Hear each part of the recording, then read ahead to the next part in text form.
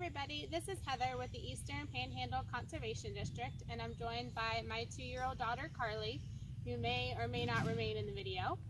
But today we're going to bring you the EnviroScape. So the EnviroScape is a really great watershed non-point and point source pollution model, and it's very adaptable to various grade levels, age levels, abilities, content areas of science that you're studying. You need to get around to the side. It's a great video because it's very adaptable to whatever community that you are living in. It doesn't matter what part of the country you're at, everything on this model is going to be able to apply to you specifically. So I'll go over the basics of the model. So here we have just an old abandoned warehouse, and we'll see what happens to that old abandoned warehouse when things are just able to be let go. Over here we have a dairy farm. So we have the blue is obviously water, the green is grass, the brown is exposed soil, and this gray line is our road system. So here we have our dairy farm. We've got a pasture field that has complete access to a stream. And then of course we have our barn and our house. And then on the other side we have a field that runs right up to our river, our lake, whatever we need it to be to fit our specific scenario. So for us, we're going to have this be the river, the Potomac River. And of course we have our road systems here. We have the Potomac River. We have a little boat in there as well. Here we have our sewage treatment facility. You'll notice it's right at the base of this mountain. Luckily for us in the Eastern Panhandle of West Virginia, clear-cut forests are not something that we typically see. We are very lucky in that respect. Moving on, we have our subdivision over here.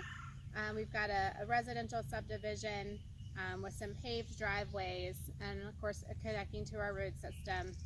Over here we've got a construction site for a new house that is being built, and then we also have our ditches that lead to our waterways as well. So to go ahead and get started, we're going to start here at the construction site. So we've got some loose exposed soil, which of course we're always going to have no matter what kind of construction that we have. So if we move our bulldozer out of the way and we grab our water bottle where it's going to rain, of course you're probably not going to be able to see it on the video, but especially for the elementary level, this is a great opportunity for us with Conservation District to talk about the Dust Bowl and to talk about how and why conservation districts and our what is now called the NRCS, National Resource Conservation Services, why they are now formed and doing the work that they do. So we'll talk about the Dust Bowl, we'll talk about dust, how it is now covered all of the houses, the cars, and then we'll also start looking at the more water that we have. We can see that it's starting to flow down the roadways. Again, for elementary, we're keeping it a little bit more basic, and then so we'll talk about how it follows the path of least resistance, the easiest path to travel. So that, of course, is right down the roadways. Lucky for this subdivision, they did plan ahead for flooding. So we'll move this car out of the way.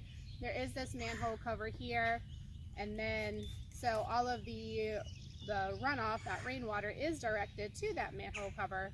So essentially for the residents of this subdivision, the runoff problem is taken care of. However, that leads directly to the stream, which goes into the Potomac River. And we already have some little particles that have floated down and have reached the Potomac River there. So putting that bulldozer back, we're going to move on to our subdivision and our golf course. So of course, to keep golf courses nice and green, we'll talk about what that takes. So I've got some green Kool-Aid here that we're going to use as fertilizer. And of course, when you live beside a golf course, you're going to want to have a nice pretty green lawn as well. So we're going to add some fertilizer to those lawns as well. We also might talk a little bit about maybe some pesticides. So we'll apply, I've got some red Kool-Aid here to act as the pesticides.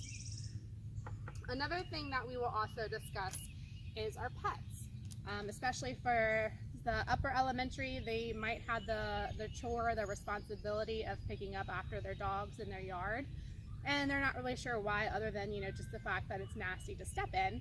So we'll talk a little bit about the nutrients that are in the dog waste or whatever kind of animal waste that they might have outside, and why it's important to pick it up. So we'll use chocolate sprinkles, and of course chocolate sprinkles are always a hit. But we'll talk about sundaes, and you never kind of think of chocolate sprinkles in the same way. So we're kind of imagining that maybe everybody has big huge greyhounds or mastiff dogs, and of course their piles of waste are quite large. So again, we're going to talk about how it's going to rain again, and we might just start discussing how fertilizers, you want to wait 2 to 3 days before rain. That way they have a chance to actually work down into the soil and work into that plant itself without actually just washing away with a big monsoon rain. So once it starts raining, you can see how the green, the red, even some of that dog waste is starting to run down the road. Our manhole is not able to keep up. And then we can see here at this bridge crossing how it's entered the stream, and it's already starting to flow into the Potomac. So that kind of covers the residential side of non-point solution, and ways that us as just everyday citizens can affect our water system. So we're going to move over here to our forest. So here we have just one sole tree that has actually survived that was left on this mountainside. So usually what I'll do is I'll take the opportunity to talk a little bit about trees, their importance to the ecosystem, and we'll also go over the root structure of trees. Of course, typically we always think that roots go really far down in the ground, which they do, but they do a lot more spreading out than they do actually growing down.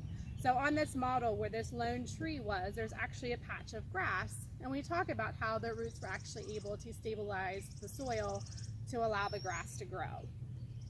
So I'll put our tree back, I'll put some more soil down on our model, and again we'll talk about the rain, and then we'll start talking and doing a lot of watching to see where this water is going to go and where it's going to go flow down this mountain. So obviously it's going to go down into our stream.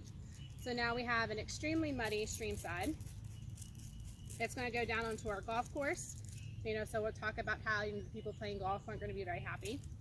And then we'll also take a moment to talk about our wastewater treatment facility, how it was located at the base of the mountain, and it maybe wasn't doing much harm, but we'll talk about how something above you might affect you if you're downstream.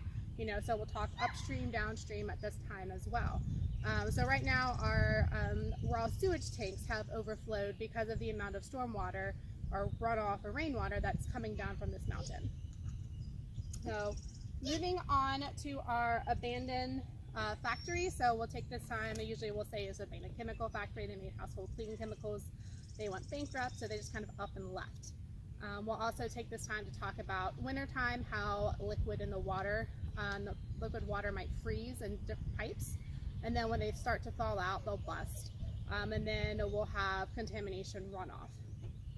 So we'll lift up this little bridge. You can see this ditch that they conveniently built right to the stream.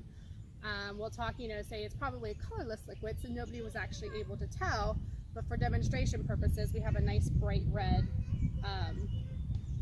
color to go over.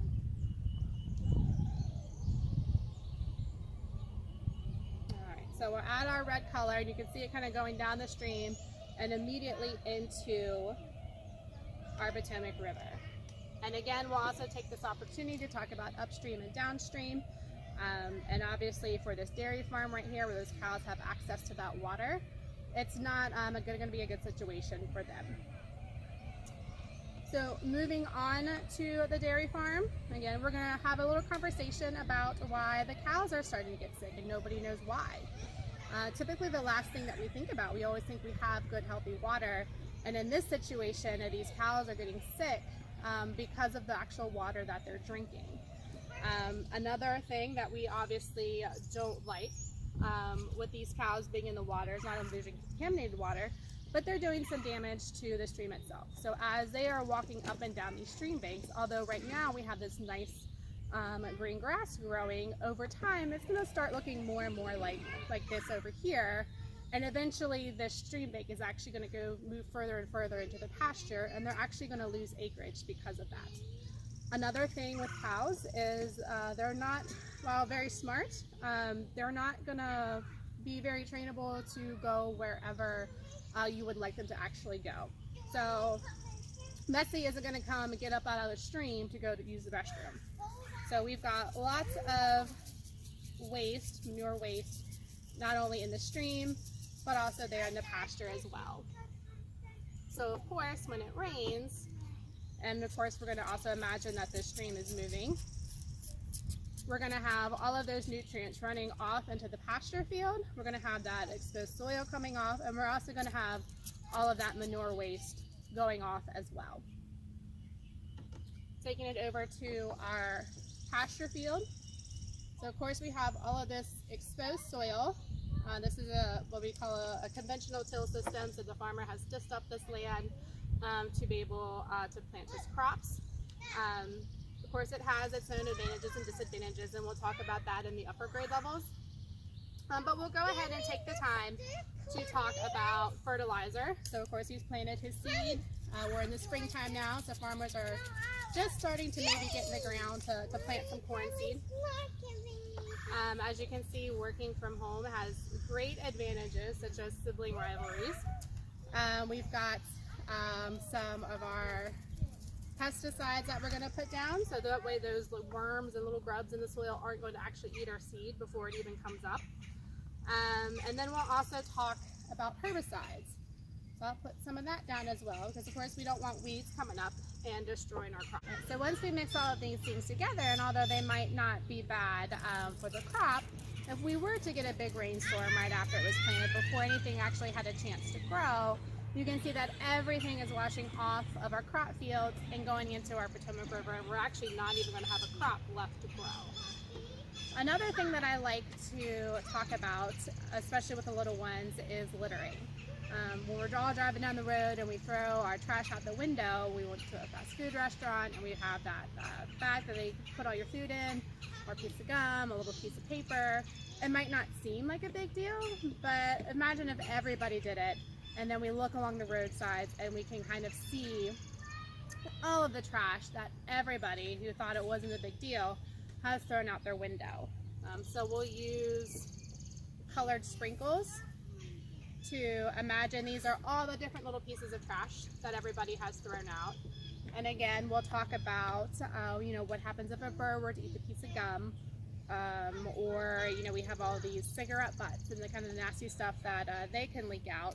So again, we'll have some rain coming through, and you'll be able to actually see these bright colored sprinkles are eventually turning into like this deep dark purple color.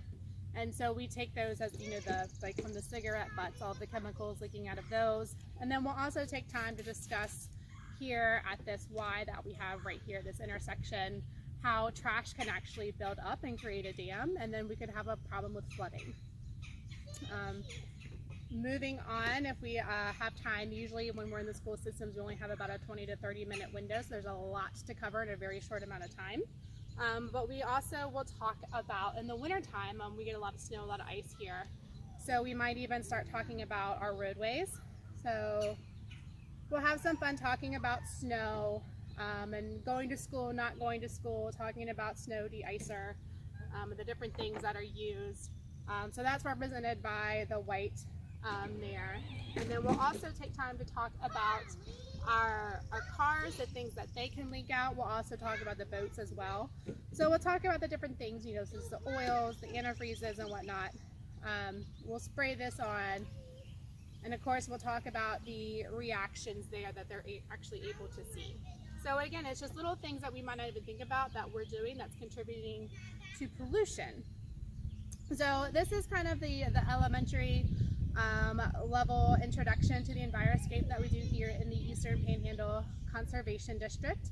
If time allows, then we'll go into the cleanup side of things and talk about our best management practices, or our BMPs. So I hope you enjoyed, and if you have any questions, or you would like to see the EnviroScape in your school or community organization or group, just let us know and we can work something out. Thanks. everybody. This is Heather Duncan with the Eastern Panhandle Conservation District, and we're using this EnviroScape model to talk about best management practices, or BMPs. So in our previous video, we had gone over at the elementary level how our just everyday non-point solution can contribute to pollution in our watershed as a whole. One thing we didn't cover in the first video was the term watershed and what it means.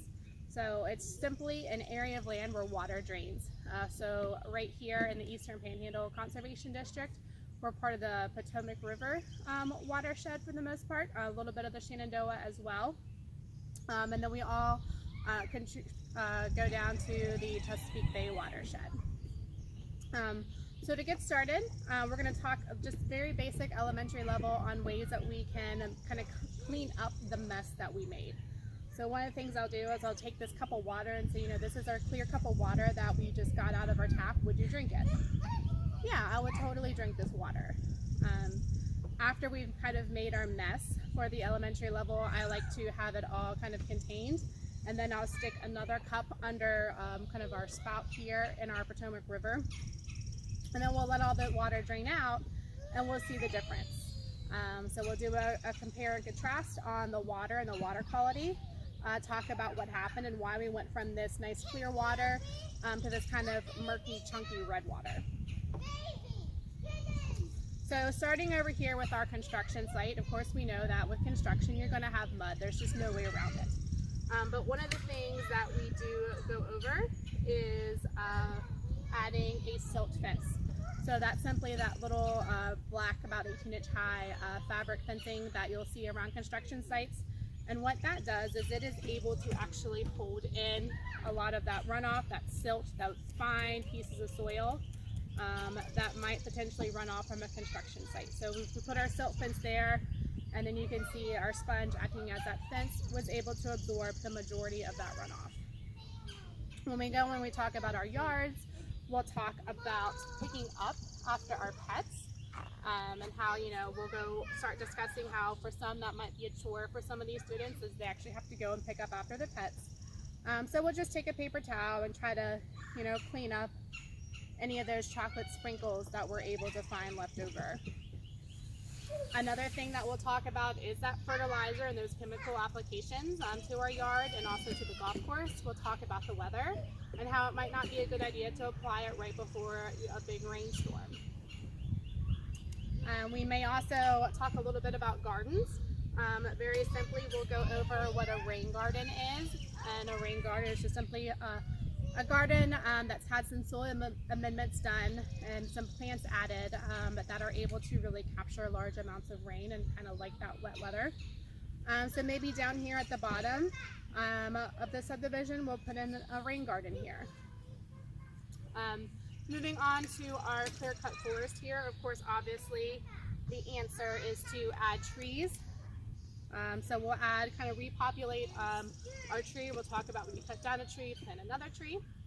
And then we'll also talk a little bit about buffer strips. And of course, depending on the grade level that we're talking with, it might be something as simple as talking about adding some grass and some flowers. And we might get a little bit more complex in talking about riparian buffer strips. And maybe some types of trees that students might have seen that would be good to plant here. So we're going to put in our buffer strips here, all around our mountainside here, and even on the other side here. Then we'll talk a little bit about our sewage treatment plant, maybe talk about relocation, some upgrades and things like that they could do. Moving on to our factory, we'll talk about things that we can do. Of course, a lot of the kids will say we'll just plug it up, which is, you know, something that just totally can be done. So we'll take some clay, you know, and we'll just kind of plug up those holes. That way the building can't leak. We may also, depending on time and the grade level, talk about the different things that could be done, such as turning it into a park or kind of rehabbing the building and turning it into something different. With our farm over here, of course, our simple solution is getting these cows out of the stream. So we have our fence here. So we will fence our cows out of the stream, but of course they're going to need water. So then we're going to add them in their own little water trough, and they're going to be able to always drink nice fresh water here at their water troughs. Going over to the farmer's field, we might talk about how farmers don't actually have to disc up their ground. They can do what's called no-till planting, and they can just plant right through the grass or the previous crop that was there. And then we'll also talk a little bit about wetlands. So a wetland is just an area of land where water's wet. Again, kind of like that watershed, just keep it very simple with the definition. So we'll add in a wetland and we'll say that we're going to let all those native or those plants that have always been here, let them grow back up, because probably that wasn't a very productive part of that field anyway. And that's going to provide a buffer between anything that might run off of the field and then the absorption of the water coming up from the river. With our boats and our cars, we're going to talk about proper maintenance and making sure that things aren't leaking, because if our fuel is leaking out of our car, then that's not very money smart on us as well. With the littering, we'll talk a little bit about roadside cleanup, so things like DEP's REAP program, Adopt a Highway, different things. If you're in like a community organization like 4-H, you're able to actually go and do roadside pickups, have the supplies that you're able to pick up and get together and kind of beautify your area. So we'll talk about that and why picking up our litter is important. So that's kind of the quick version of the BMP cleanup that we do at the elementary level. Again, if you have any questions or would like to see the EnviroScape in your school or community organization, feel free to contact us at the Eastern Panhandle Conservation District.